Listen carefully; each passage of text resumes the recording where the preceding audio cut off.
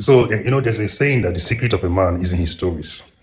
There's a short story I want to tell you about how God directed me to leave, or encouraged me, rather, to leave the former company that I was where I was working. I was comfortable. It was a multinational.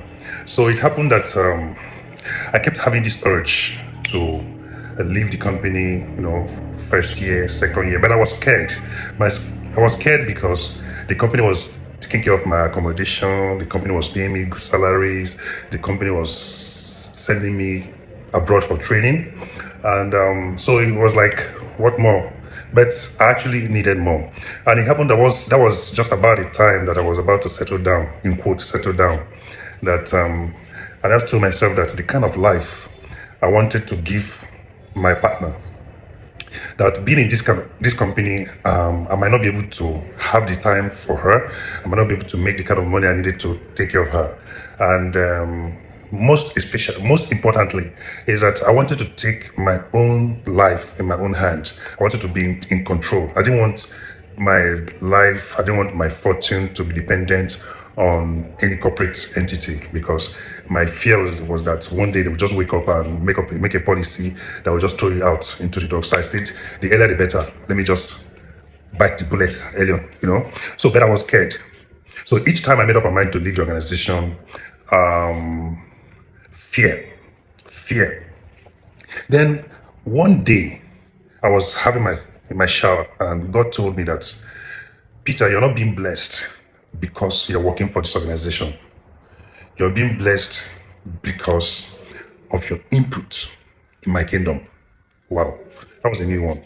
And he went on to tell me that the relationship between you and me is akin to the relationship we call linear equation.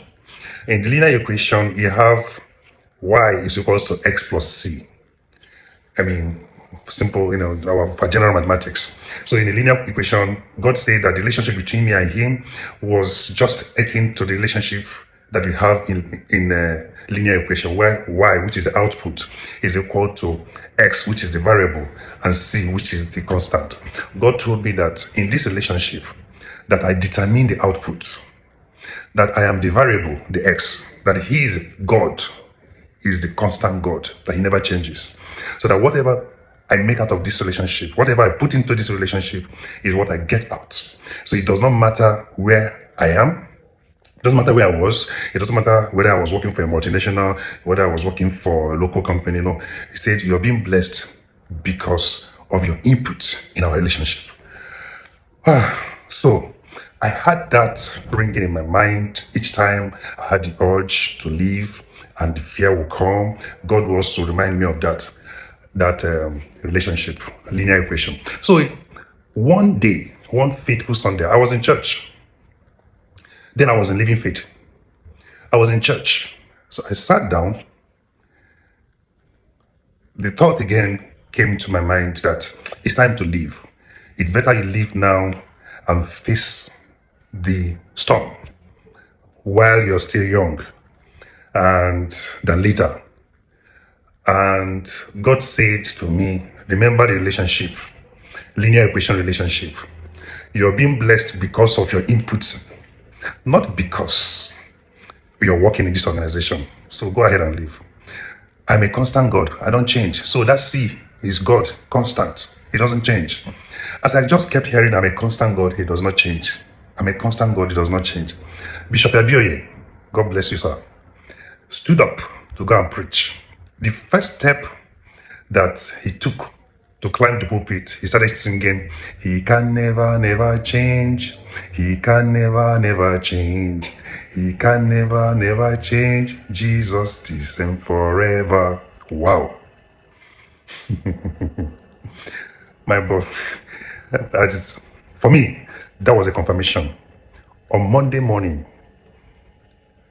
I went to the office, plugged my laptop, connected my laptop to the network, wrote a letter of resignation, copied my manager, copied everybody that needed to be copied. I left. I went to a nearby, I went to a nearby restaurant. I went to had a very nice meal. Phone calls. I didn't want anybody to persuade me not to move. I didn't want anybody to stop me from moving. I didn't want anybody to even tell me anything. My own is that I've heard and it has been confirmed. And guess what? I think 3 years down the line, I found myself in a corporate meeting outside Nigeria in the same hall, the same room with the CEO of the company that I just left 2 years before. And ever since that time, it has been glory to glory. Now, let me quickly talk about that relationship. So a lot of people might misconstrue that relationship to mean that you should go and be sleeping in church. No. A lot of people might misconstrue that relationship to mean that you should pack everything that you have and go and give church. No. But as the Spirit directs, if there's any need in the house of God, that's your spirit, not the one that you be cajoled, not the one that anybody is going to use prophecy to cajole you to do. No. If there's any need that your spirit agrees with you to do for God, not in return for anything. Remember, not that you're doing it because you want God to do something.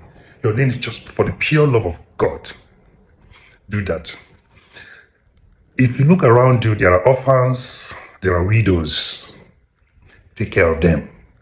That's a part of God's kingdom. The Bible said, Jesus Christ said, if you do this to the least of my brethren, you do it unto me. That is there's somewhere in the Bible where Job said, when the Spirit of the Lord's house was upon my tabernacle, when the secret rather of the Lord's house was upon my tabernacle, you see, I was a husband to the widow. I was eye to the blind. I set the oppressed free. That is the input God was talking about. And that has been my lifestyle. That has been my lifestyle. You can never do this. You can never be in this kind of partnership with God and go down. So I hope this encourages anyone that's listening.